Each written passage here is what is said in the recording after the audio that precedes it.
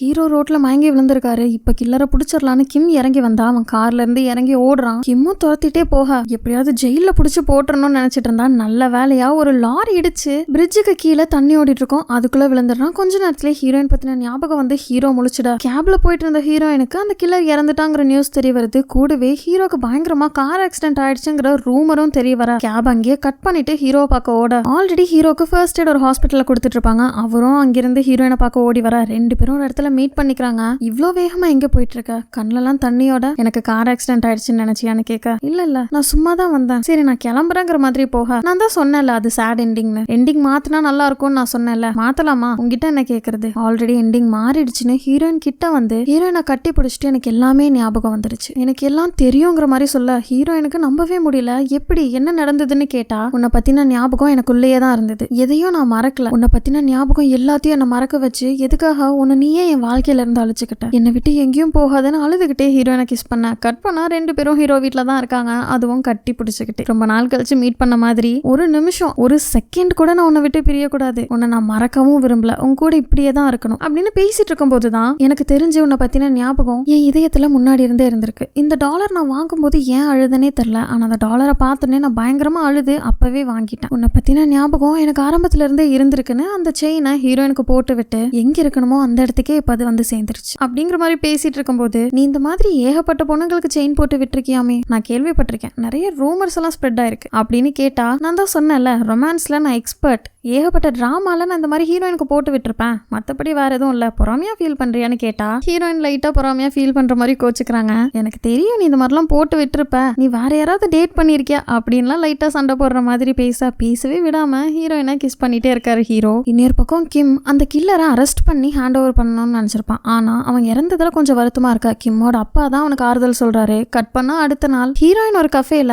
Already அவங்க எழுதி இருந்த ஸ்கிரிப்ட ஹாப்பி எண்டிங் மாதிரி மாத்திட்டு இருக்க ஹீரோ கிட்ட இருந்து மெசேஜ், நம்ம எப்ப மீட் பண்ணலாம், ஆல்ரெடி நம்ம மீட் பண்ணி ஒரு நாள் ஆச்சு, நான் உன்னை ரொம்ப மிஸ் பண்றேன் அப்படின்னு சொல்ல இன்னைக்கு எனக்கு ரொம்ப ஒர்க் இருக்கு, கண்டிப்பா நாளைக்கு தான் நம்ம மீட் பண்ண முடியும்னு ஹீரோயினும் அவங்களோட ஒர்க்கை பார்த்துட்டு இருக்காங்க. சடனா கஃபேக்குள்ள எல்லாரும் ரொம்ப சத்தம் போடுறாங்க. என்னன்னு பார்த்தா ஹீரோயினை பாக்குறதுக்கு அந்த இடத்துக்கு ஹீரோ வந்துட்டாரு. அவர் கேஷுவலா அந்த கஃபேக்கு வந்திருக்கிற மாதிரி காஃபி ஆர்டர் பண்ணி குடிச்சிட்டு இருக்கா. பார்த்தா ஹீரோயின் டேபிளுக்கு ரொம்பவே எக்ஸ்பென்சிவான கேக்ஸ் டெசர்ட்ஸ் எல்லாம் வருது. நம்ம டேட் பண்றோம்னு எல்லாருக்கும் தெரிஞ்சிட போகுது, ஏன் இப்படிலாம் பண்றேன்னு டெக்ஸ்ட் அனுப்புனா சுத்தி பார்த்தா எல்லா டேபிள்லயும் இந்த கேக்ஸ் இருக்கு. ஏன்னா ஹீரோ தான் யாருக்கும் தெரிஞ்சிடக்கூடாதுன்னு எல்லாருக்கும் ஆர்டர் பண்ணி தானே பில் பே பண்றதா சொல்லியிருப்பாரு போல. இதுக்கு மேல இங்க இருந்தா டவுட் வந்தாலும் வந்துரும்னு ஹீரோயின் எல்லாத்தையும் பேக் பண்ணிட்டு அங்க இருந்து கிளம்ப ஹீரோ கிளம்பலான்னு இருக்கும்போது ஃபேன்ஸ் எல்லாம் சுத்தி வளைச்சிடுறாங்க. அங்கிருந்து கிளம்புன ஹீரோயின் ஒரு லைப்ரரியில தான் உட்காந்துருக்க. அங்கேயும் டிஸ்டர்ப் பண்ண ஹீரோ வந்துட்டாரு. கொஞ்ச நேரம் பொறுத்துட்டு இருந்த ஒரு பொண்ணு, நீங்க யாருன்னு எனக்கு தெரியும், மாஸ்க் போட்டிருந்தா எங்களுக்கு தெரியாதா, நீங்க லவ் பண்ற மாதிரி இருந்தா வெளியில போய் லவ் பண்ணுங்களேன் அப்படின்னு சொல்லிட, இல்ல இது என் அண்ணன், பாக்குறதுக்கு ஹீரோ மாதிரியே இருக்குன்னு நிறைய பேர் சொல்லியிருக்காங்க, நீங்க தப்பா நினைக்காதீங்கன்னு அங்கிருந்தும் கிளம்பிடுறாங்க.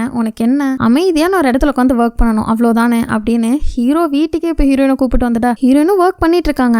எப்படியும் ஹீரோ வந்து நம்மள டிஸ்டர்ப் பண்ணுவாருன்னு நினைச்சிட்டே இருக்க ஹீரோ டிஸ்டர்ப் பண்ண வரவே இல்ல. சடனா ஹீரோயினை நோக்கி நடந்து வராரு. நான் நினைச்சேன் இப்படி டிஸ்டர்ப் பண்ணாம அவனால இருக்க முடியும் அப்படின்னு ஜாலியா இருந்தா ஹீரோயின் சாப்பிடறதுக்கு சாப்பாடு வச்சுட்டு மறுபடியும் போயிடுறாரு. ஹீரோயினும் கொஞ்ச நேரத்துல ஒர்க் பண்ணி முடிச்சிடுறாங்க. பார்த்தா முன்னாடி ஹீரோவை காணோம். எல்லா வேலையும் முடிஞ்சிருச்சு அப்படின்னு சத்தமா சொல்ல எந்த ரெஸ்பான்ஸும் இல்ல. சரி ஹீரோ எங்கன்னு போய் பார்த்தா ஹெட்போன்லாம் போட்டு படம் பாட்டுருப்பாரு போல. ஹீரோயினை பார்த்துன்னே ஒர்க் எல்லாம் முடிஞ்சா சரிவா கிளம்பலான்னு ஹீரோயின் திங்ஸை பேக் பண்ண சொல்லிட்டு அவர் கார் சாவி எடுக்க உள்ள போயிடுறாரு. 11 மணி தான் ஆகுது. நாம என்ன சின்ன குழந்தைங்களா, லேட் ஆயிடுச்சு வீட்டுக்கு போன்னு இப்பவே அனுப்பி வைக்கிறான் பாரு, இன்னைக்கு இங்கேயே இருக்க சொன்னாதான் என்னங்கிற மாதிரி ஹீரோயின் புலம்பிட்டு இருக்க. இன்னைக்கு நைட் நீங்க தங்கிட்டு நாளைக்கு காலையில கிளம்பி போய்க்கிறேன்னு ஹீரோ கேட்கறாரு. நீ அவ்வளவு வற்புறுத்தி கேட்டா சரி ஓகே நான் தங்குறேன்னு ஹீரோயின் சொல்லிட்டு திரும்பி பார்த்தா போன்ல மேனேஜர் கிட்ட கேட்டிருக்காரு ஹீரோ. போனை கட் பண்ணிட்டு இன்னைக்கு நைட் நீங்க தூங்குறியா, எதனாலன்னு கேட்டா ஏகப்பட்ட ப்ராப்ளம்ஸ்க்கு அப்புறம் இப்பதான் மீட் பண்ணிருக்கோம், சோ கொஞ்ச நேரம் டைம் ஸ்பெண்ட் பண்ணலாம் பேசலாம்னு நினைச்சேன் அப்படின்னு சொல்ல சரி அதுக்கப்புறம் ரெண்டு பேரும் நிறைய டிராமா பார்க்கலாம் படம் பார்க்கலாம்னு சொல்றாங்க. சரி அதுக்கப்புறம் நமக்கு பிடிச்சதெல்லாம் செஞ்சு சாப்பிடலாம் அப்படின்னா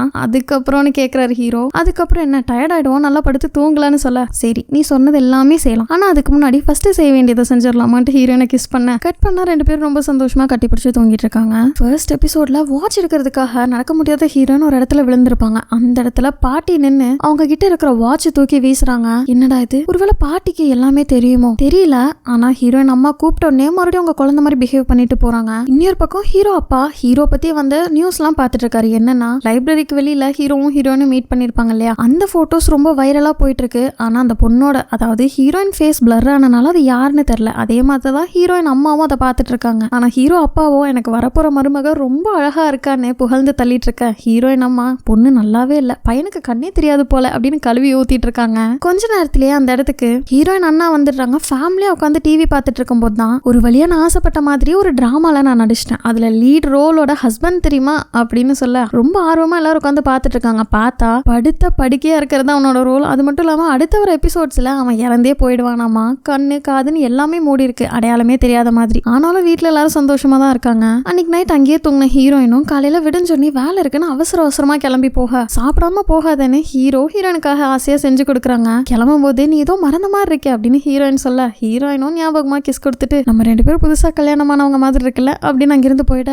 இது நல்லா இருக்கே அப்படின்னு அடுத்த வேலையா ஒரு நகை கடைக்கு போய் ஹீரோயினுக்கு ரிங் வாங்குறதுக்கு மேனேஜரையும் ஃப்ரெண்டையும் நிக்க வச்சு செலக்ட் பண்ணிட்டு இருக்காரு ஹீரோ. நீ ரிங் வாங்குறது ப்ரப்போஸ் பண்றதெல்லாம் பெருசு இல்ல மச்சான், நீ அதை சீக்கிரட்டா வச்சிருக்கணும், நீ ப்ரப்போஸ் பண்ண போறங்கிறதே அவளுக்கு தெரியக்கூடாது அப்படின்லாம் பேசிட்டு இருக்கும்போது ஹீரோயின் கிட்ட இருந்து போன் வருது. எங்க இருக்கேன்னு கேட்டோன்னே சொல்லிடாதான்னு ஃப்ரெண்டு சொல்ல ஹீரோவும் உண்மையை சொல்லாம நான் ஃப்ரெண்டு ரெக்கார்டிங் ஸ்டுடியோல இருக்கேன் அப்படின்னு ஃப்ரெண்டை பாடவும் காட்ட சொல்லி நம்ப வைக்கிறாங்க. நான் இப்போ உடனே பார்க்கணும்னு 2 பேரும் ஹீரோ கார்ல உட்காந்து மீட் பண்ணும்போது தான் ஹீரோயின் வந்ததுக்கான காரணம் தெரியுது. இவங்க 2 பேரும் டேட் பண்ண அந்த ரூமர் ஸ்ப்ரெட் ஆயிருக்குல்ல, அதை பத்தி தான் ஹீரோயின் பேச வந்திருக்காங்க. சரி அதெல்லாம் கவலைப்படாத நான் பாத்துக்கிறேன் அப்படின்னு சொல்ல ஹீரோயினும் சரி நான் கிளம்புறேன். இறங்கி போகும்போது கரெக்டா கிம் வந்துட்டா. என்னன்னு பார்த்தா ஹீரோயின் வீட்டுக்கு தான் அவன் வரதுக்காக இங்க வந்திருக்கான். எதுக்குன்னா நாளைக்கே அவங்க அண்ணாவோட 2வது குழந்தை பர்த்டே. அவங்க பேசிட்டு இருக்கும்போது ஹீரோவும் இறங்கி வந்துட்டா. ஹீரோ இப்பதான் பாக்குற மாதிரி ஹீரோயின் செம்மையா நடிக்கிறாங்க. ஆனா அதை கிம் கண்டுபிடிச்சிடறான். சரி சாப்பிட போலான்னு 3 பேரும் சாப்பிட போறாங்க. அப்பதான் ஹீரோ நீ எக்ஸ் பாய் ஃப்ரெண்ட் நான் கரண்ட் பாய் ஃப்ரெண்ட் அப்படிங்கிற மாதிரிலாம் பேசுறாரு. ஏன்னா வேற டைம் லைன்ல ஹீரோயினா கிம் லவ் பண்ணிருப்பான். அந்த ஞாபகத்துல சொல்லிட்டு ஓ அதெல்லாம் நடக்கவே இல்லல்ல அப்படின்னு பயங்கரமா சிரிக்க கொஞ்ச நேரத்துல ஹீரோயினும் வந்து அவங்க கூட சாப்பிட உட்காடுறாங்க.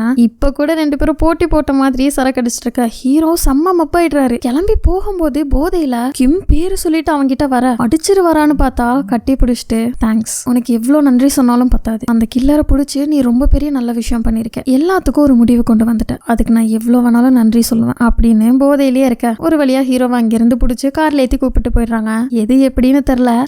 ஹீரோவும் சேர்ந்தது சந்தோஷமா இருந்தாலும் கிம்ம நினைச்சா சொல்ல போனா இந்த சீன்ல நான் அழுகவே செஞ்சுட்டேன். கார்ல போயிட்டு இருக்கும் போது அந்த பர்த்டே பார்ட்டிக்கு நாளைக்கு நானும் வருவேங்கிற மாதிரி ஹீரோ சொல்ல சரி ஓகே நீயும் வான்னு ஹீரோயின் சொல்லிடுறாங்க. ஏன்னா நாளைக்கு எல்லா ஃபேமிலிஸும் ஒன்னு சேருவாங்க. அப்ப அவங்க முன்னாடியே ஹீரோயினுக்கு ப்ரப்போஸ் பண்ணிட்டா நல்லதா போகுங்கிறதா ஹீரோட பிளானு. ஆனா அடுத்த நாள் அவங்க வந்திருக்கிற ரெஸ்டாரண்ட் ஹீரோ அப்பாவோடது, இது தெரிஞ்சுன்னு நீ வராத அப்படின்னு ஃபேமிலியோட எல்லாரும் உள்ள போயிட ஹீரோ அப்பா ஹீரோயினை பார்த்துட்டு இதுதான் உங்க பொண்ணா, சரி சரி என் பையனோட டேட்டிங் ரூம் எல்லாம் பாத்தீங்களா, என் மருமக ரொம்ப அழகா இருப்பா அப்படின்னு சொல்ல ஹீரோயின் அம்மா லைட்டா கடுப்புல என் பொண்ணோட பாய் ஃப்ரெண்ட் வராரு, சீக்கிரமா அவங்க 2 பேரும் கல்யாணம் ஆயிடும் அப்படிங்கிற மாதிரி பேச கொஞ்ச நேரத்துல அந்த இடத்துக்கு ஹீரோ வந்துடுறாரு. அப்புறம் தான் இங்க இருக்கிற எல்லாருக்கும் ஹீரோவும் ஹீரோயினும் தான் டேட் பண்றாங்கிற விஷயமே தெரிய வருது. ஹீரோயின் அம்மாவும் சும்மா இல்லாம சரி கல்யாணத்தை பத்தி பேசலாம் அப்படிங்கிற மாதிரிலாம் பேசி ஜாலியா போயிட்டு இருக்கா. கொஞ்ச நேரத்திலேயே எல்லா ஃபேமிலிஸும் வந்து குழந்தையோட பர்த்டே செலிப்ரேஷன் ஸ்டார்ட் ஆகுது. இது எல்லாத்தையும் ஹீரோட அப்பா வெளியில இருந்து பார்த்துட்டு தான் இருக்காரு. அப்பதான் ஹீரோ ரொம்பவே சந்தோஷமா சிரிச்சு ரொம்ப ஹாப்பியா இருக்கிறத பார்த்து என் பையன் இப்படி கடைசி வரைக்கும் இருந்தா எனக்கு போதும், அவன் இப்படி சிரிச்சு பார்த்து எவ்வளவு நாள் ஆச்சுன்னு ஒரு வழியா அவரோட அப்ரூவலையும் கொடுத்துட கொஞ்ச நேரத்திலே அந்த இடத்துக்கு எக்லிப்ஸ் பேண்ட் வருது.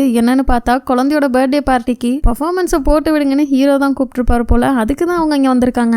நைட் ஆயிடுது. பர்த்டே செலிப்ரேஷனும் முடிஞ்சு எல்லாரும் கிளம்பி போகும்போது என் தங்கச்சிக்கு பெருசா நான் எதுவும் பண்ணதில்லை, ஆனா எங்க அப்பாவோட ஸ்தானத்துல இருந்து நான் சொல்றேன், அவளை அழுக வச்சேன்னா அவ்வளவுதான் மவனை அப்படிங்கிற மாதிரி சொல்ல கண்டிப்பா அந்த மாதிரிலாம் நடக்காது. அது மட்டும் இல்லாம நீங்க உங்களோட ஆக்டிங் கரியரை ஸ்டார்ட் பண்ணிருக்கிறத நான் கேள்விப்பட்டேன், நிச்சயமா 2 பேரும் சேர்ந்து ஒரு படம் ஒன்னா பண்ணலாம் அப்படின்னு சொன்ன உடனே புலியாட்ட பேசினவன் பூனையாட்ட பம்புறான். அவன் இங்கிருந்து கிளம்பி போகும்போது பாட்டி மட்டும் ஹீரோ கிட்ட வந்து இதுக்கப்புறம் நீங்க 2 பேரும் ரொம்ப வருஷம் சந்தோஷமா இருக்கலாம், சிரிச்சுக்கிட்டே ஒன்னா இருக்கலாம் அப்படிங்கிற மாதிரி சொல்றாங்க. ஒருவேளை பாட்டிக்கு ஆரம்பத்துல இருந்து எல்லாம் தெரியுமோ என்னமோ, ஹீரோ மட்டும் இல்லாம எனக்கும் இந்த இடத்துல செம்மையா அழுக வந்துடுச்சு. இது எல்லாத்தையுமே ஹீரோயின் கிட்ட ஒரு க்ரூஸ்ல இருந்து சொல்லிட்டு இருக்கா. சரி நாம இந்த கப்பலுக்கு எதுக்கு வந்திருக்கோம், ஒருவேளை பட்டாசுலாம் வெடிக்க வச்சு நீ எனக்கு இங்க ப்ரப்போஸ் பண்ண போறியா அப்படின்னு கேட்க சீக்கிரட்டா வச்சுக்கணும்னு ஹீரோ நினைச்சாரு. அப்படிலாம் ஒன்னும் இல்லையான்னு பதட்டத்தோட சொல்ல நான் ஜோக் அடிச்சேன், சரி சரி விடு அப்படின்னு ஹீரோயினும் பேசிட்டு இருக்கும்போது 12 மணிக்கு எல்லா ஏற்பாடும் நடந்துரும். அதுக்கு முன்னாடி நம்ம ஏதாவது பண்ணணுமே நினைச்சிட்டு இருக்கா. ஹீரோ ப்ரப்போஸ் பண்ண வரதுக்கு முன்னாடி ஹீரோயின் நான் டைரக்டர் ஆகலான்னு இருக்கேன், எனக்கு அது வராது இல்ல என்ன ஆகுமோன்னு நினைச்சு இவ்வளவு நாள் பயந்துட்டு இருந்தேன், பட் பிடிச்சதை ஒரு டைமாவது ட்ரை பண்ணி பார்க்கணும்னு தோணுது. ஒருவேளை நான் அந்த மாதிரி படம் எடுக்க ஆரம்பிச்சேன்னா நான் மறுபடியும் பிஸி ஆயிடுவேன், என்னாலும் கூட பேச முடியாது, டைம் ஸ்பெண்ட் பண்ண முடியாது அப்படின்னு சொல்ல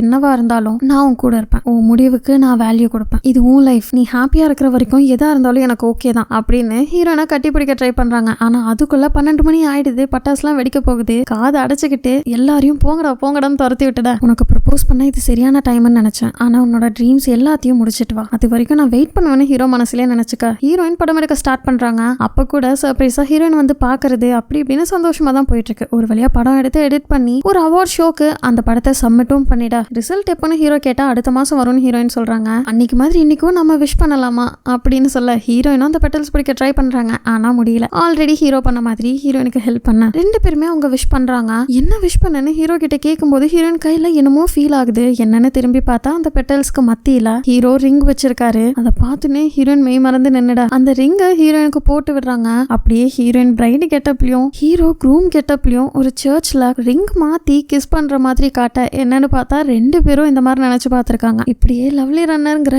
இந்த கே டிராமா ஒரு ஹாப்பி எண்டிங்கோட முடியுது. இந்த டிராமா முடிஞ்சதுல எனக்கு விருப்பமே இல்லை. சீசன் 2 வருமா என்னன்னு தெரியல. வந்தா நல்லா இருக்கும். வந்துச்சுன்னா அதையும் பார்த்துடலாம். பை.